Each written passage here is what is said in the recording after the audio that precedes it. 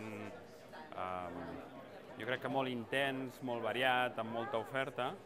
La qüestió és si entenc que bon moment que viu la música en directe és per tota la música, és només pels festivals, si això té un futur o no, i el que debatrem avui és sobre això.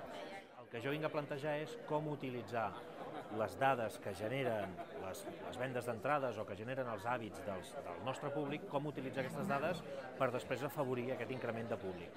Cada cop les marques el que busquem és més integració de la nostra marca en l'experiència dels festivals.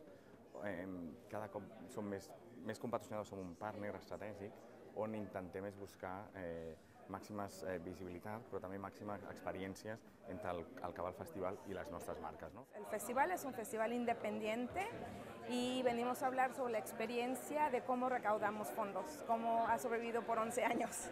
Grupos de México que están en Nueva York con una competencia brutal en una ciudad con mucha saturación de muchas bandas, muchos festivales, cómo es que los grupos, cómo es que una organización sin fines de lucro se lleva a cabo y cómo hacemos para seguir adelante.